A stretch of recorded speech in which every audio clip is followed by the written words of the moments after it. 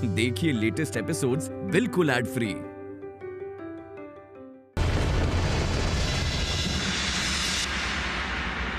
छोटी बहू।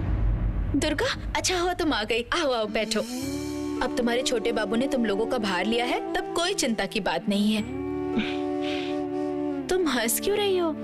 मैंने क्या झूठ कहा कुछ? तुम उन्हें जानती नहीं हो, उन्होंने जब कहा है तो। माफी चाहूंगी छोटी बहू, हमारे छोटे मालिक तो लड़के हैं, दिन रात साहेब लोगों के साथ उनका उठना बैठना है। अच्छा, वो क्या इतनी आसानी से हमारा भार ले पाएंगे? हम लोगों को खुद का भार खुद से ही लेना होगा। इसलिए हम लोगों ने सोचा है हम सब चावल की खेती करेंगे।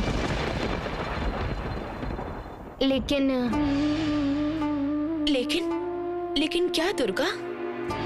गांव के सारे लोगों ने तो वो नीलकर साहब से खेती के पैसे लिए थे। मन ना होने से भी अगर अभी नील की खेती नहीं करी तो पूरे पैसे वापस करने पड़ेंगे उन्हें। 2 वक्त की रोटी का भी कोई बंदोबस्त नहीं। हमारे पास पैसे नहीं है जो उनको उनके पैसे वापस कर पाएं। आप ये सब नहीं समझेंगी। आप हैं इस जमींदार घर की बहू। आज मैं जमींदार घर की बहू हूँ दुर्गा, पर पहले मैं भी ऐसे ही गरीब घर की थी। साल भर साल दुख दर्द गरीबी मैंने भी देखी है, मैंने भी सही है। मैं समझती हूँ तुम लोगों का दर्द।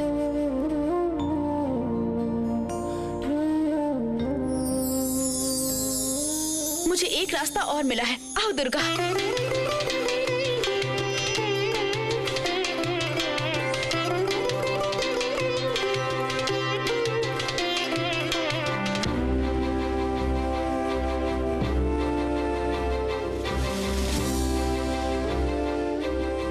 ये लो, ये सब तुम्हारा है। ये क्या कह रही हैं आप? ये तो आपके गहने हैं। हाँ, इसी से तुम साहब का उधार चुका दो। नहीं छोटी बहू, इतने महंगे गहने ये गहने मेरे हैं, मेरे पास और भी हैं। सोने की कीमत तभी बढ़ती है जब वो किसी अच्छे काम में लग जाए।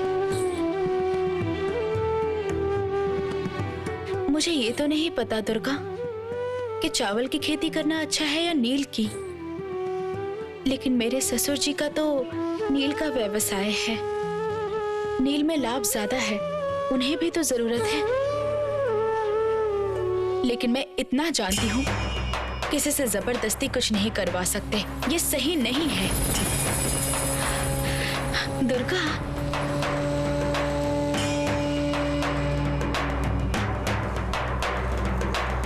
लो पकड़ो, ये सब देकर साहब की उधारी चुका दो।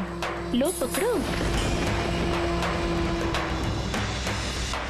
फिर जैसे मन चाहे वैसे खेती करो, ठीक है?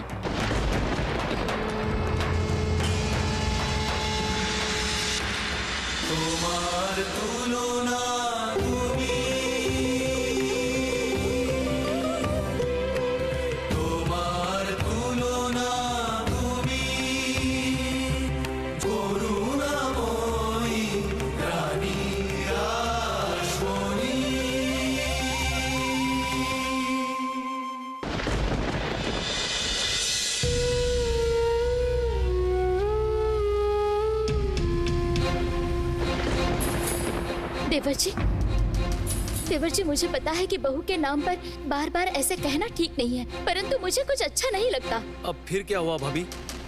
रानी ने फिर कुछ किया क्या? मैंने देखा कि गहनों से भरा बक्सा वो दुर्गा को दे रही थी। ऐसा क्या? गहने? पर इस बारे में तो मुझे कुछ भी नहीं पता। वही तो मैं कह रही हूँ, किसी को बिना बताए बिना पूछे ऐसे जेवर देते हैं क्या? उन लोगों ने खेती के लिए साहब से पैसे लिए थे, अब उसी को चुकाने के लिए बहू ने सारे गहने दे दिए। आप ही बताइए, ये सब घर की बहू का काम है? सर के ऊपर यहाँ माँ, दादी माँ, सासू माँ नहीं है तो क्या मैं अपनी मर्यादा को भूल जाऊं? आपने कहा उन सब से कि उनकी जिम्मेदारी आप लेंगे, फिर भी बहू का भरोसा नहीं।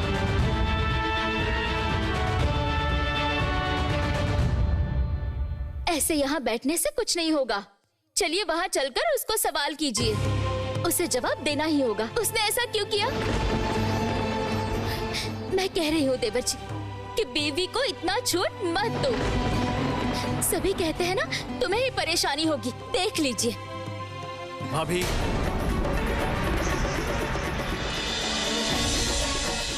चलिए मैं भी आ रहा हूँ। दरअसल उसे गहनों के बारे में मुझे कहना चाहिए।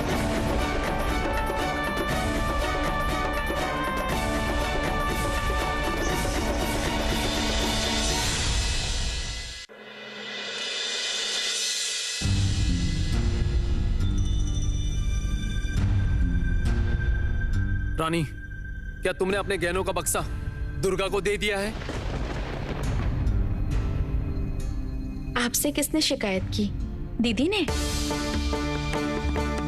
हाँ, दे दिए। पर क्या हुआ? रानी, ऐसे किसी को भी घर के गहने दिए जाते हैं क्या? वैसे भी उनको किस लिए जरूरत है, क्या तुम्हें पता है?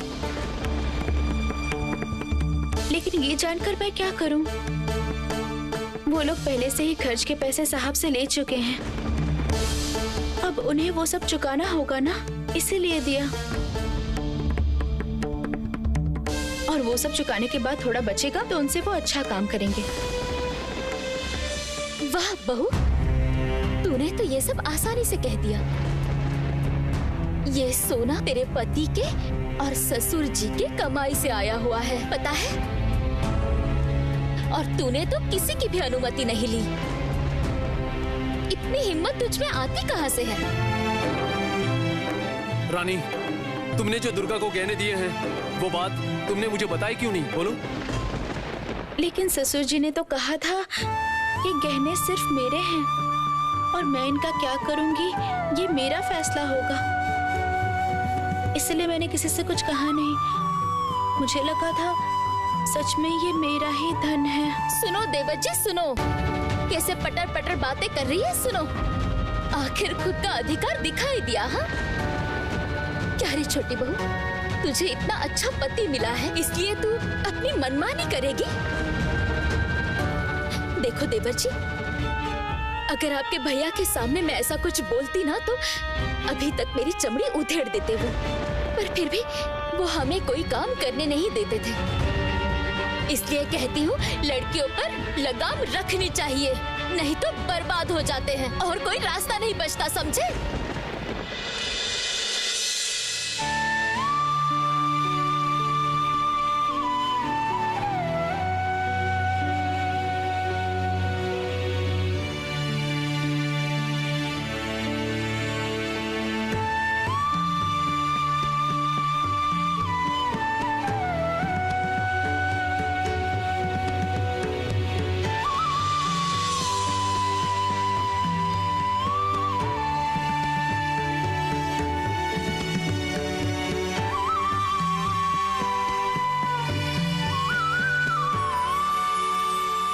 लीजिए, मारिए, मारिए ना। खड़े क्यों हैं आप? क्या हुआ? मारिए, मारिए ना मुझे, मारिए कह रही हूँ ना। मैं ही तो दोषी हूँ, मैंने ही गलती की है। मैंने आपसे अनुमति नहीं ली, मैं ही दोषी हूँ। क्या हुआ? मारिए। मैं तो समझती हूँ उनकी समस्याओं को। मैं भी तो गरीब परिवार से ही थी। उनकी परेशानी उन्हें कितना दर्द देती होगी, मैं वो सब समझती हूँ। क्या हुआ? मारिए मुझे, मारिए ना मुझे, मारिए, मारिए।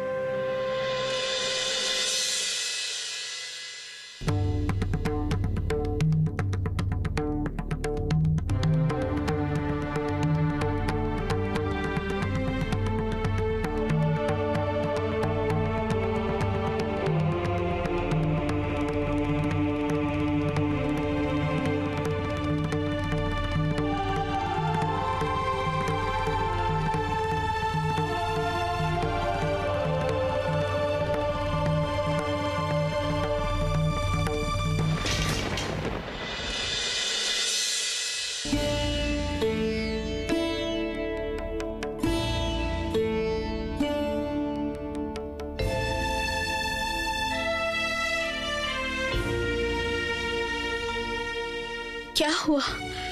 मारा क्यों नहीं मुझे? मारिए, मारकर मेरी चमड़ी उधेड़ दीजिए, मार दीजिए मुझे, एकदम खत्म कर दीजिए।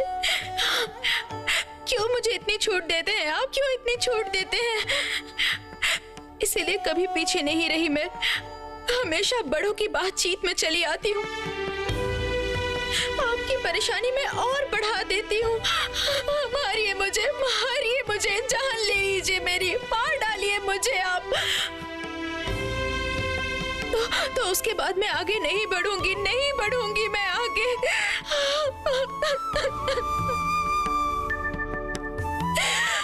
रानी, मारिए मुझे, मारिए ना, जान ले लीजिए।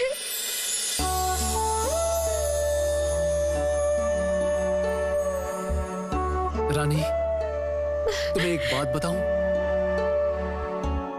तुम्हें मारने के बाद भी ऐसे काम तुम बार बार करोगी।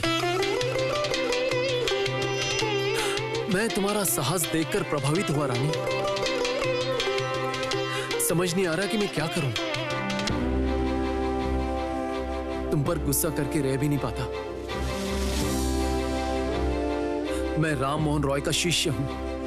हम लोग ही तो नारी शिक्षा की बातें करते हैं, परंतु तुम एक निरक्षर नारी होकर कैसे एक पढ़े लिखे इंसान का परिचय देती हो। इसीलिए तो तुम मेरी रानी हो, मेरी रानी। तुम्हें इतना साहस कहां से मिलता है रानी? बताऊं कहां से मिलता है? रघुवीर से मिलता है। रघुवीर ने अपनी प्रजा के लिए अपनी जिंदगी तक त्याग दी थी।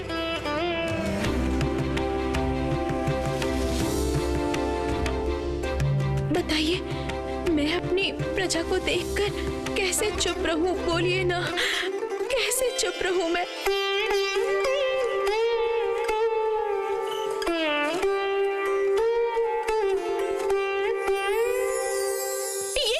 ये क्या कर रहे हैं आप? दीप जल रही है, दरवाजे खुले हुए हैं, छोड़िए।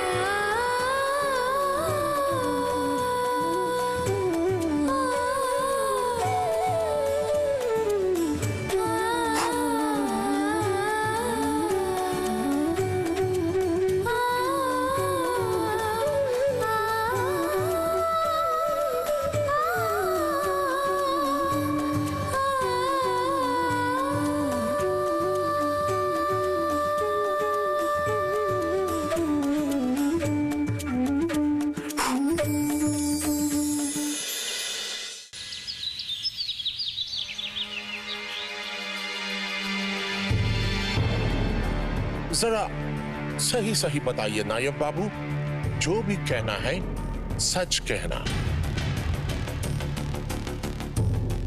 झूठ बिल्कुल भी नहीं कहना।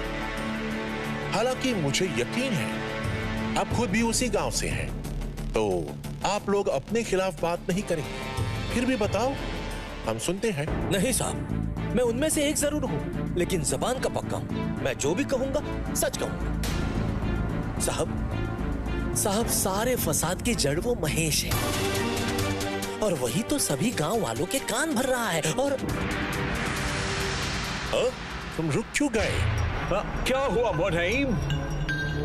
सब खुलकर कहो ना, मैजिस्ट्रेट मिस्टर पैटिनसन खाओ। साहब, समझ में नहीं आ रहा है कि मैं सब सही तो कह रहा हूँ ना। साहब, वो दास महाशय का लड़का, वो राजचंद्र और उसकी वो बीवी इस अशांति की आग में घी डाल रहे हैं। साहब, मैंने ये भी सुना है उस राजचंद्र की बीवी ने अपने खुद के जेवर तक गांव वाले लोगों को दे दिए हैं, आप लोगों का उधार चुकाने के लिए। Is it? Is it a true? साहब अब आप ही बताइए, क्या ये सब सही चल रहा है? हा? अब तो इस गांव के मूर्ख किसान मेरे साहब को ही दोषी मान के चलेंगे, सही है ना? अब अगर ये लोग नील की खेती बंद कर देते हैं तो व्यापार चौपट हो जाएगा और नील का लेन देन ही बंद हो जाएगा। ये तो बहुत बड़ी मुश्किल हो जाएगी बड़े साहब। साहब, आप तो ठहरे मैजिस्टर, जो निर्धारित करना है वो आप ही को करना है। मैं बस इतना ही कहना चाहता हूँ हुजूर कि मेरे साहब के अच्छाइयों का फायदा उठाया जा रहा है।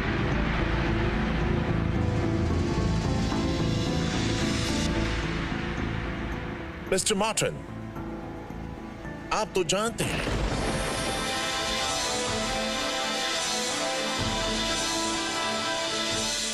आप बस रस्सी छोड़ते रहिए, सही वक्त पर हम लपेट लेंगे। अरे ये तो हमारा परम सौभाग्य है दत्ता साहब, हमारे घर पर आप आए हैं। बैठिए बैठिए बैठिए। उसके बाद आप लोगों के नए साहब की क्या खबर है? मैं एक दिन उनसे मिलने जरूर जाऊंगा, है ना? आपको ही उसकी व्यवस्था करनी है, ठीक है? मैं बार्लो साहब का निर्देश लेकर आया हूँ। अच्छा, अपने मुनीम से कहिए कि निर्देश पत्र एक बार पढ़ ले। अच्छा, तो मैं चलता हूँ। अरे बैठिए बैठिए, कहाँ चल दिए? हाँ, इस घर से कोई बिना पानी पिए नहीं जा सकता। ऐसे ही क्या चले जाएंगे आप? मुनीम जी, बड़े साहब का निर्देश पढ़ो। अरे आप तो ठहरे हमारे घर के सदस्य, अब आपके सामने छुपाने वाली कौन सी बात है? मालिक। हाँ बोलो, क्या हुआ? कंपनी ने नील निर्यात करने की अनुमति रद्द कर दी है। अब हम कभी नील की खेती नहीं कर पाएंगे। आप ये क्या कह रहे हो मुनीम जी? हाँ दत्ता साहब, ये सब क्या सुन रहा हूं मैं? अच्छा, आप लोगों के पहले जो थे लॉर्ड कॉर्नवालिस साहब, उन्होंने तो ऐसा कोई निर्देश नहीं दिया था। अब अचानक ये सब क्या हो गया? प्रीतराम जी, सच कहूं तो आपको सारी बात बताने के लिए मैं इंतजार कर रहा हूं। मोखिमपुर परगना से डिस्ट्रिक्ट मजिस्ट्रेट बैलिंगटन साहब ने आपके खिलाफ रिपोर्ट की है। मेरे खिलाफ रिपोर्ट की है? किस वजह से दत्ता साहब? अच्छा, आप लोग वहां पर मार्टिन के साथ नील की खेती करते हैं ना? मार्टिन ने बैलिंगटन को बताया है कि वहां का कोई किसान नील की खेती नहीं करना चाहता है और इसमें मदद कर रही है आपकी छोटी बहू।